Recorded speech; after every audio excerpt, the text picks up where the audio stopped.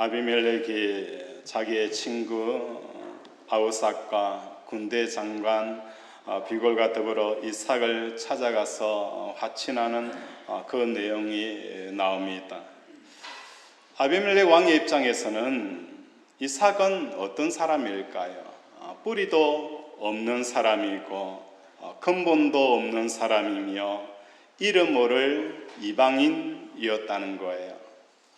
그럼에도 불구하고 이삭에게 화친을 청하는 그 이유가 무엇 때문일까요? 28절에는 이렇게 표현합니다. 그들이 이르되 여호와께서 너와 함께 계심을 우리가 어떻게 하였다는 거예요? 분명히 보았다는 거예요. 하나님은 사람처럼 모습이 나타나지 않습니다. 하나님의 모습은 나타나지 않지만 이삭의 그 모습을 보면서 그 속에 하나님이 이삭과 분명히 함께 한다는 것을 누가 본 거예요? 하나님을 전혀 믿지 않는 아비멜렉이 보았다. 이 얼마나 놀라운 표현입니까?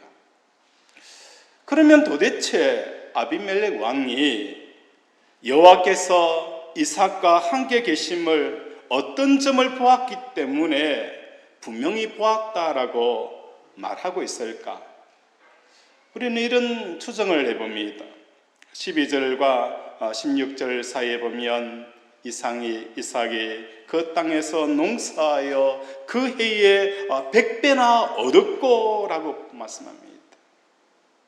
또 이삭이 창대하여 완성하여지며 마침내 뭐가 되어졌다는 거예요? 거부가 되어졌다.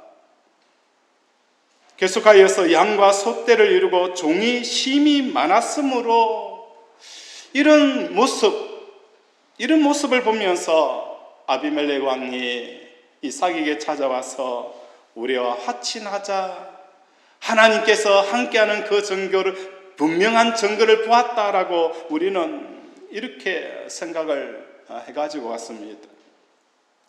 그런데 이러한 부분들은 아비멜렉과 그곳에 사는 주민들은 어떻게 반응을 했느냐? 그의 100배의 열매를 맺게 되어지고 거부가 되어지고 또 파는 곳마다 우물물이 나타나게 되어질 때에 블레셋 사람들이 이삭을 어떻게 반응한 거예요? 시기한다는 거예요.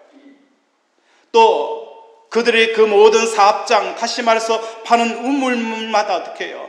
해코지를 하는 거예요. 흙을 메워서 그 우물을 메웠더라라고 표현하고 있고 마지막으로는 뭐예요? 우리의 땅에서 떠나라라고 표현하는 거예요. 아비멜렉 왕이 여호와 하나님이 이삭과 함께하는 그 분명한 증거는 100배의 결실을 거두는 게 아니었어요. 소가 많아지고 종이 많아지고 이름이 알려지는 그 이삭 때문에 화친한 게 아니었어요. 무엇 때문입니까? 우물 사건을 통하여서 이삭이 취하는 태도를 보고 여호와께서 이삭과 함께하는 것을 아비멜렉 왕이 보았다는 거예요. 중동 땅에서 이삭의 가족들과 많은 종들과 가축들이 목숨을 유지하기 위한 첫 번째 조건은 뭡니까? 우물을 확보하는 거예요. 땅이 아무리 많아도, 아무리 많은 가축을 가지고 있고 아무리 많은 종이 있다 할지라도 한 방에 날아갑니다. 먹을 물이 없게 되어지고 물을 얻을 수 없게 되어지면 그 많은 땅이 무슨 소용이 있습니까? 사막이 얼마나 땅이 큽니까? 근데 그 땅이 아무런 쓸모가 없는 거예요. 물이 없기 때문에. 그 많은 짐승들이 있더라 할지라도 물을 제대로 공급해 주지 못하는 짐승들은 하루를 견디지 못하고 다 어떻게 죽는다는 거예요. 이 중동 땅에서는 생명과 같은 것이 뭡니까? 우물물이라는 것입니다.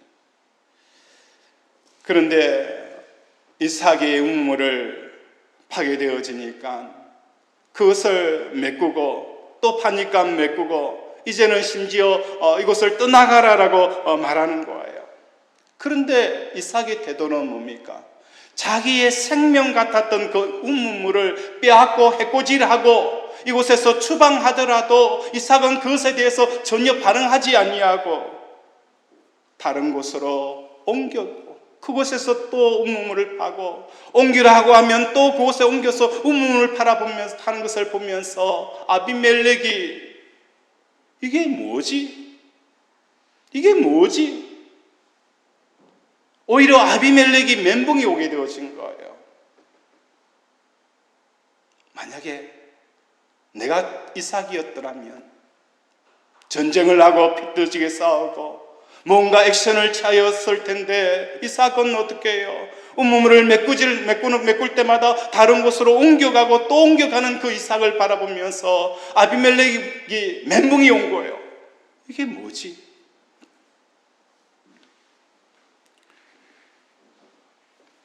우리가 다른 사람에게서 하나님을 발견할 때가 언제일까요? 우리 성도 한 사람 한 사람이 야, 저 사람은 예수를 믿는다, 교회를 다닌다라는 것을 믿지 않는 사람들이 언제 내가 믿는 하나님을 발견하게 되어집니까? 큰 부자가 되어지고 사업에 수완이 좋아서 사업에 성공하게 되어지고 자녀들을 잘 길러서 자녀들이 유명한 대학에 입학하는 것, 이때에 그들이 하나님을 발견하게 되어질까요? 하나님을 찾게 되어질까요? 그때가 아니라는 거예요. 사도 바울의 회심에 대해서 많은 성경 심리학자들은 이렇게 표현을 합니다. 사도 바울이 언제 회심을 하였는가? 그때가 언제인가라고 그것에 대해서 그 시기를 이야기합니다. 물론 다메섹에서 예수님을 만나고 나서 사도 사울 청년이 변화되어진 역사가 일어났습니다. 그런데 성경 심리학자들은 그것보다도 그 먼저 무엇인가 사울 청년에게 그 심령을 움직이는 뭔가 있었다라고 표현하는 거예요. 그게 무엇이었을까요? 스데반이 돌에 맞아 죽는 순교의 현장에서부터 이미 사울 청년의 그 마음속에 유대교에 대한 그 신뢰가 깨어지기 시작하였다라고 표현을 하는 거예요. 사람에게 가장 중요한 게 뭡니까? 목숨이라는 거예요. 그 목숨이 돌에 맞아 죽음의 길로 가고 있는데 스데반은 그 얼굴이 천사처럼 빛이 났다라고 표현하는 거예요. 사도 사울이 느끼기에 그 청년의 마음속에 이게 뭘까? 이게 뭐지? 분명히 사람들은 살기를 띠고 스데반을 향하여 돌을 던지는데 그 스데반의 얼굴은 돌에 맞아 처참하게 얼굴이 익어지면서도 그 얼굴에 빛이 나는 그 모습을 보면서 사울 청년의 마음속에 멘붕이 오게 되어지는 거예요. 내가 열심히 유대교를 믿고 또 시간을 투자하고 헌신하고 열정을 가지고 달려왔지만 이것까지는 아니라는 거예요. 나의 한 부분을 떼어서 유대교에 바칠 수는 있지만도 내 생명을 드릴 수 있는 그 정도가 아니라는 것을 사도 사울이 너무나 잘 알았다는 거예요.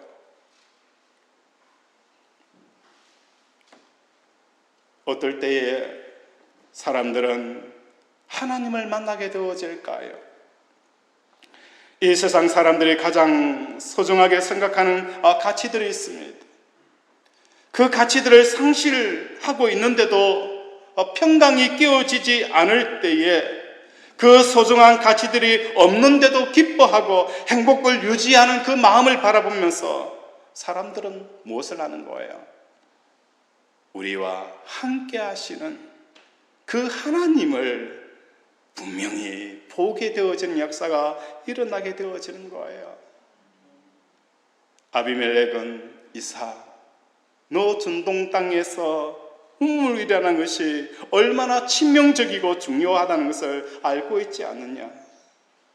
지렁이도 밟으면 꿈틀거린다고 하는데 너의 온 가족과 자녀와 종과 그 많은 재산을 유지하기 위해서 우물이 꼭 필요한데 그 우물을 빼돌더라도 다시 다른 곳으로 옮겨가는 그 마음을 보면서 어떻게 그럴 수 있을까?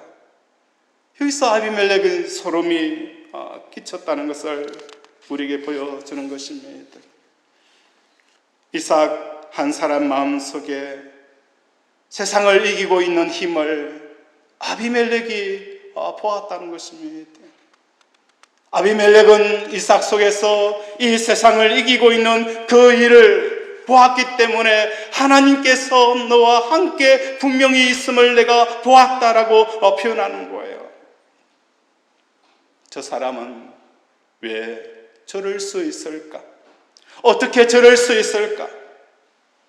돈의 힘에 좌우되지 않고 돈의 힘에 먹히지 않은 것을 보면서 사람들은 그 속에서 하나님을 발견하게 되어진다는 거예요.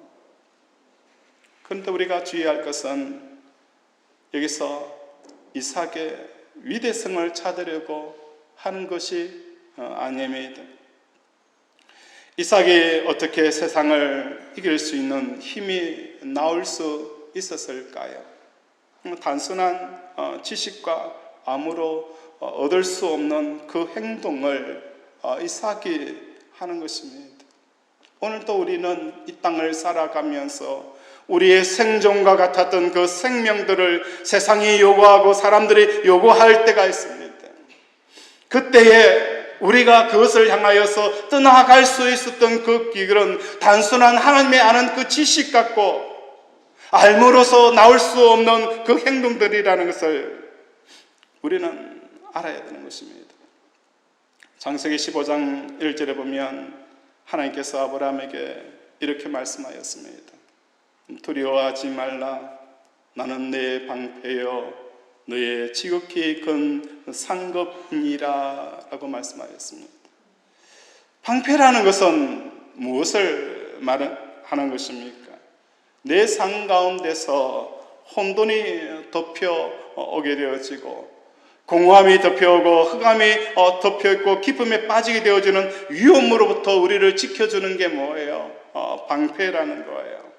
내가 열심히 삶을 삽니다. 열심히 삶을 살고 이것이 정답이라고, 이것이 인생을 바르게 살아가는 것이다라고 그렇게 앞만 바라보고 달려왔는데 나중에 뭐예요? 그게 바르게 산 것이 아니다라는 것을 느끼게 되어질 때에 우리는 무엇을 느끼는 거예요? 혼돈을 느끼는 거예요. 우리 인생의 답이 하나라고 생각하고 그 길을 열심히 살아왔습니다. 그런데 나와보니까 답이 하나가 아니라 여러 개였다는 거예요. 그리고 더 나아가서 내 답이 정답이 아니라 오답이었다는 것을 깨닫게 되어지면 나는 무엇을 느끼는 거예요? 혼돈을 느끼는 거예요. 이렇게 키워야 자식을 잘 키운다. 그래서 그 길을 쫓아서 열심히 그 정답을 쫓아 자녀를 키웠는데 결국은 그 답이 뭐예요? 오답이라는 것을 발견하고서는 우리는 혼돈을 느끼는 거예요. 열심히 법니다. 열심히 일을 해서 돈을 샀습니다. 열심히 해서 미래를 준비합니다.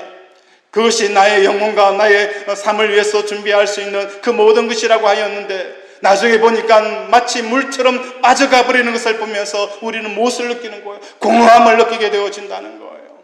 오늘 이 땅에 많은 사람들이 공허함을 느끼는 이유가 무엇 때문입니까?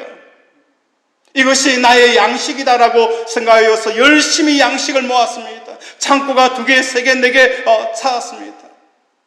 그런데 그것이 뭡니까?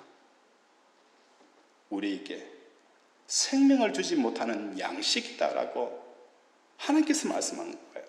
너는 너의 양식을 위해서 금과 은을 달아주지만 그것이 우리의 참 양식이 되어지지 않는 그 결과를 보면서 사람들은 무엇을 느끼는 거예요? 공허함을 느끼는 거예요. 혼돈과 공허함이 우리 삶 가운데 찾아오니까 우리는 앞이 보이지 않는 절망 속에 살아가는 흑암의 깊은 곳에 빠지는 상황이 생기게 되어지는 거예요. 하나님께서 아브라함에게 말씀하셨습니다. 두려워하지 말라. 나는 내 뭐라는 거예요? 방패요. 너의 지극히 큰 뭐예요? 상급이다 라고 말씀을 하시는 거예요. 방패라는 것은 어떤 의미로 다가오는 거예요? 아브라함이 하나님의 아브라함에게 나는 너의 방패다라고 표현합니다. 이 방패는 하나님께서 계속 아브라함에게 너에게 땅을 주겠다. 지금 아브라함에게는 땅이 없어요. 자식을 주겠다. 지금 자식이 없어요. 계속 하나님께서 약속하시는 것은 미래의 시간입니다. 미래의 공간입니다.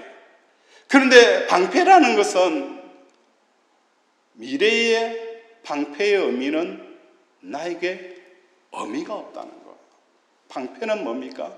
지금 나에게 있어야 하는 거예요. 내가 열심히 살아서 10년 이후에 하나님이 나의 방패가 되어지면 그게 무슨 소용이 있습니까?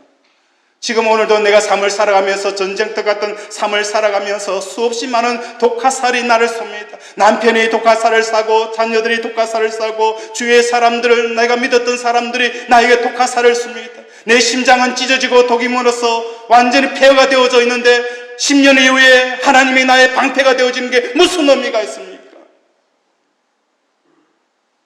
아브라함을 향하여서 하나님께서는 말씀합니다. 두려워하지 말라. 나는 내 10년 이후에 방패가 되어질 것이다. 내가 10년 이후에 내 상급이 되어질 것이다 라고 약속하신 게 아니에요. 지금 하나님은 나의 방패가 되어지는 거예요.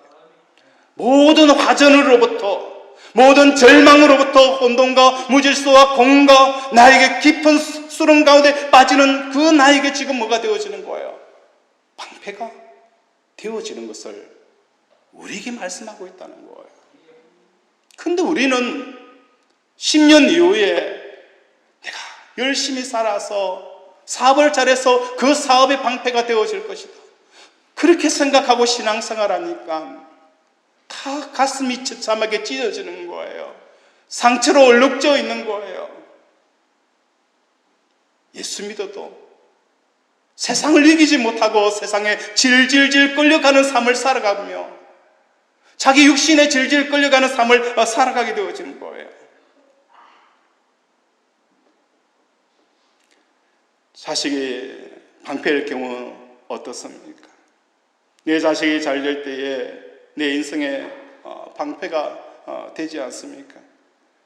자, 저 사람 그렇게 가난하게 살더니 자식 하나 잘 키워서 어떻게 해요?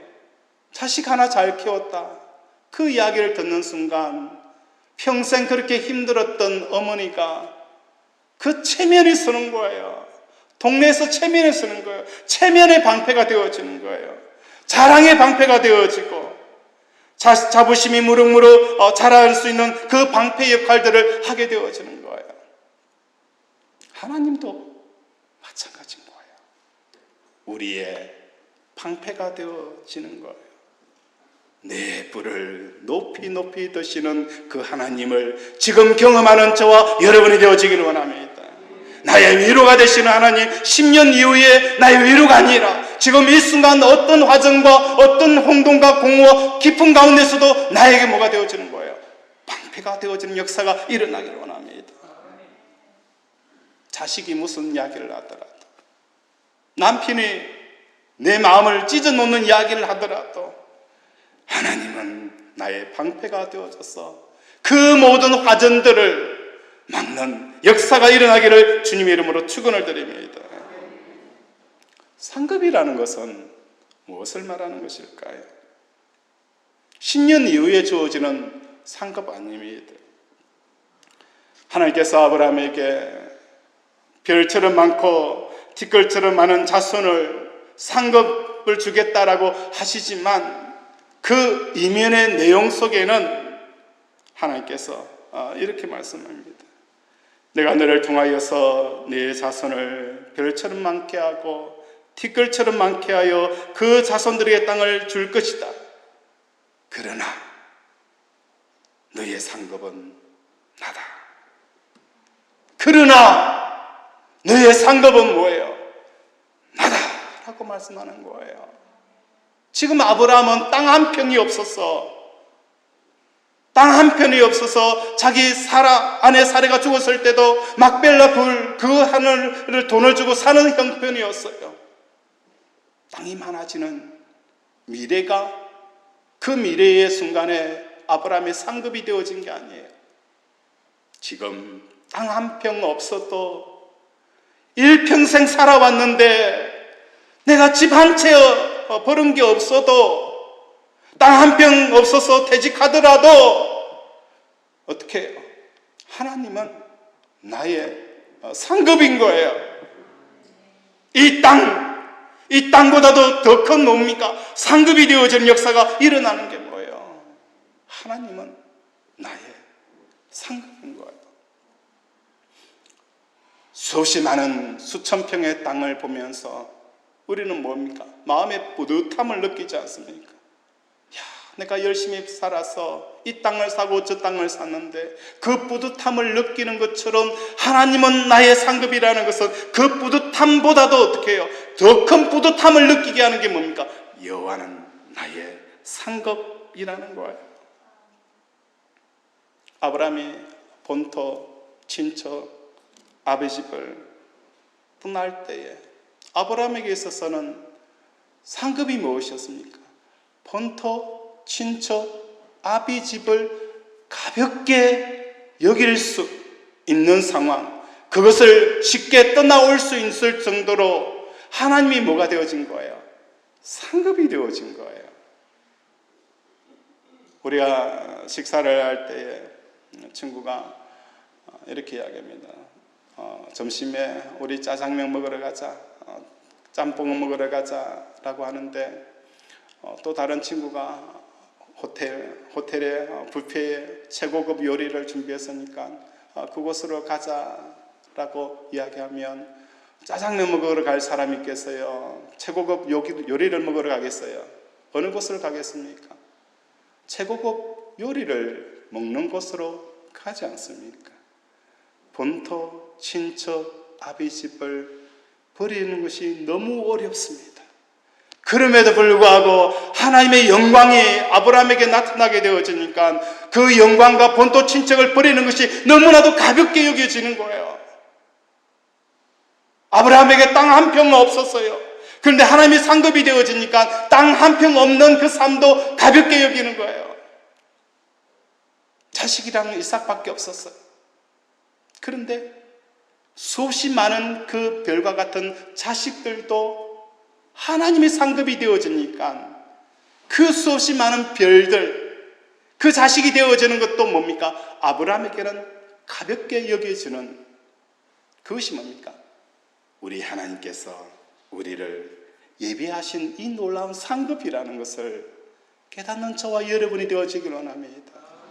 사도 바울은 내가 이 땅을 살아가면서 고난과 박해를 받는 것이 하나님의 영광의 그 귀중한 것과 좋게 비교할 수 없다. 그래서 40의 가마는 매를 맞고 동족의 위험과 배고픔의 위험과 칼의 위험과 강의 위험과 죄와 그 모든 것을 어떻게 해요? 오히려 기뻐하는 것을 보게 되어지는 거예요. 이삭에게 있어서 세상을 이길 힘은 어디서 나옵니까? 이삭에게 있어서 그 생명 같았던 우물을 팔 때마다 메꾸고 또 메꾸는 그 일을 감당하면서 그것을 이길 수 있는 그 힘이 어디에서 나옵니까? 바로 하나님이 이삭에게 있어서 방패가 되어주시고 상급이 되어 주시기 때문이라는 거예요. 우리 24절을 한번 읽도록 하겠습니다. 24절 시작.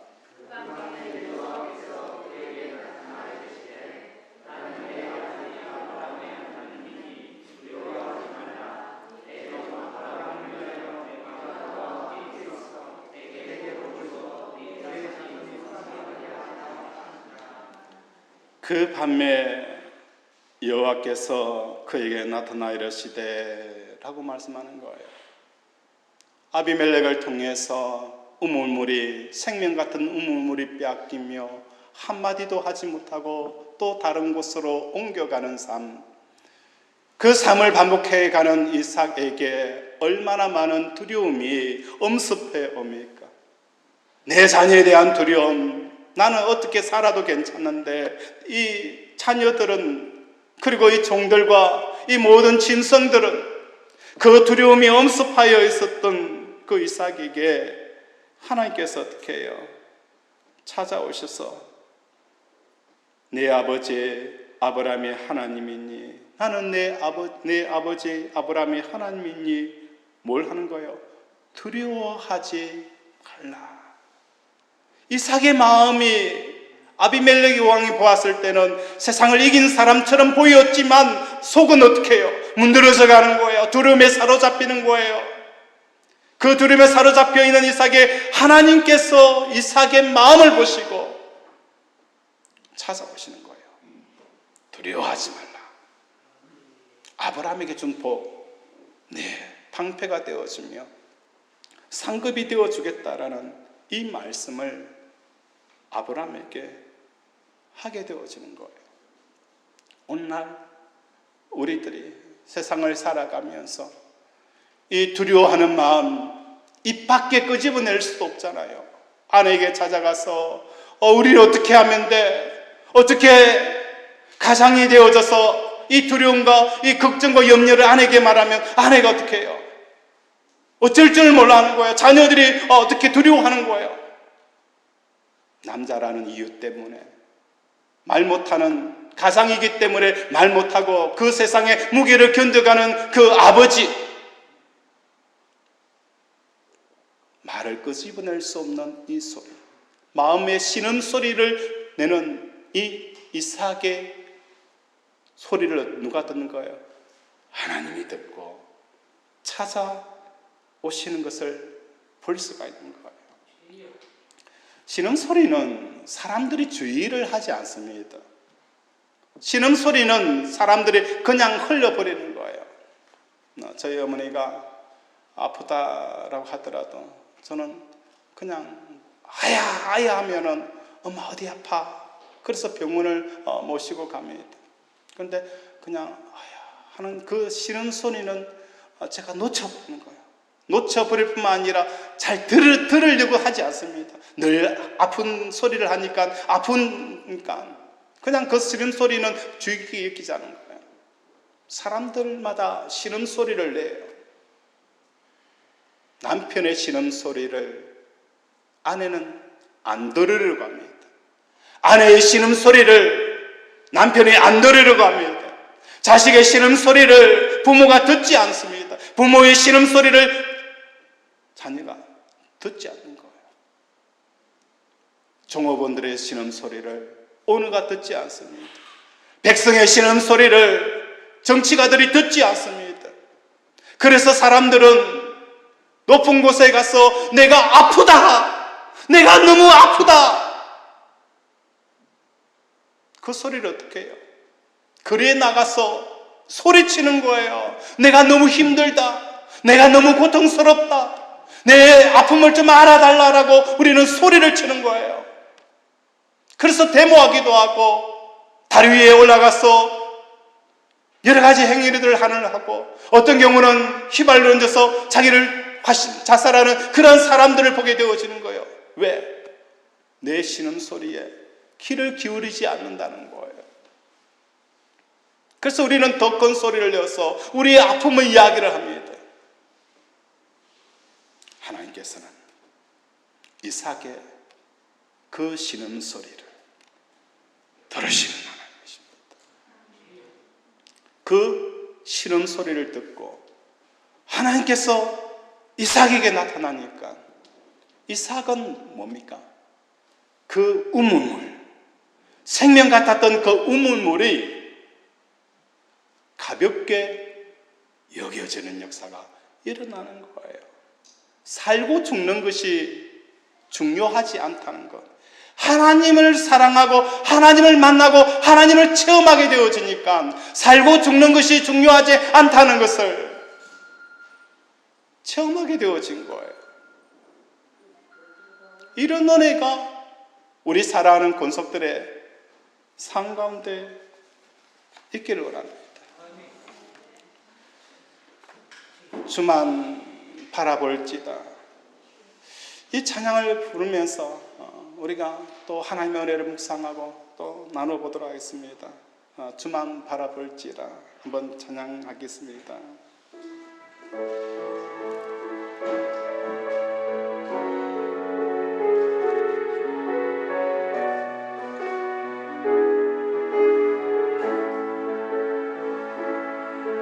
하나님의 사랑을 사모하는 자, 하나님의 평안을 바라보는 자, 너의 모든 것 창조하신 우리 주님이 너를 얼마나 사랑하시는지 하나님께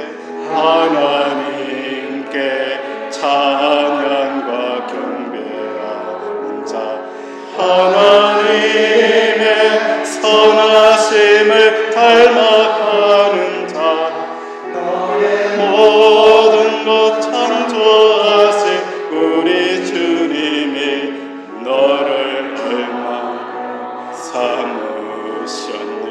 하나님의 사랑의 눈으로, 하나님 사랑의 눈으로 너를 어느 때나 바라보시고, 하나님의 인자한 귀로서, 하나님 인자한 귀로서 언제나 너에게 기울이시니 어둠에 빨간 빛을 비춰주시고 너의 작은 신은혜로 응답하시는, 너는 어느 곳에 있든지 주를 영하고 주만 바라볼. 하나님의 사랑의 눈으로, 하나님 사랑의 눈으로 너를 어느 때나 바라보시고, 하나님 인자한 귀로서 언제나 너에게 기울이시니 어둠에 밝은 빛을 비추시며 어둠에 밝은 빛을 비춰주시고 너의 작은 신은혜로 응답하시는, 너는 어느 곳에 있든지 주를 향하고 주만 바라볼지어다. 주만 바라볼지어다.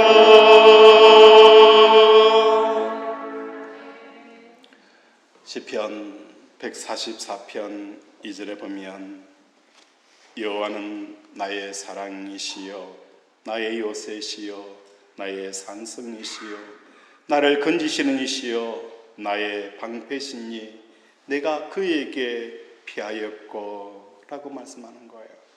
여호와는 나의 사랑이다 라는 이 표현은 단순히 하나님의 그 속성을 이야기하는 게 아니에요. 여호와는 나의 사랑이라는 것은 하나님의 속성이 사랑이기 때문에 그 사랑의 속성을 언급한 게 아닙니다. 사랑이라는 것은 항상 뭐가 기결이 되어져야 됩니까? 기쁨이 기결이 되어져야 되는 거예요. 내가 아내를 사랑하고 남편을 사랑하고 자식을 사랑하는데 그 속에 기쁨이 없다면 이건 사랑이 아닙니다. 우리는 착각을 하고 있어요. 사랑이라는 것은 항상 기쁨으로 기결이 되어져야 되는 거예요. 하나님은 나의 사랑이라는 것은 하나님을 통해서 내가 지금 기뻐하는 삶이 기결되어지지 않으면 내가 하나님을 사랑하는 게 아니에요. 하나님은 여호와는 나의 사랑이다라는 이 표현은 기쁨으로도 기결되어져야 하지만 체험으로도 기결되어지는 게 뭐예요? 사랑이라는 거예요.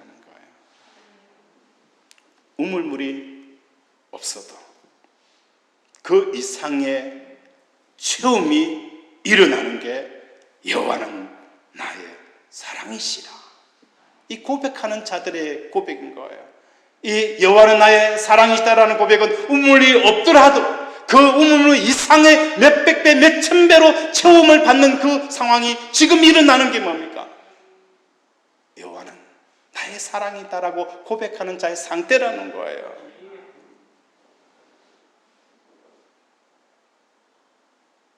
스테판도 목숨이 없어졌지만 생명의 체험이 있었기 때문에, 육신의 목숨은 없어지고 하지만 생명의 체험이 있기 때문에 그 얼굴에 기쁨이 차고 넘치는 역사가 일어나게 되어지는 거예요.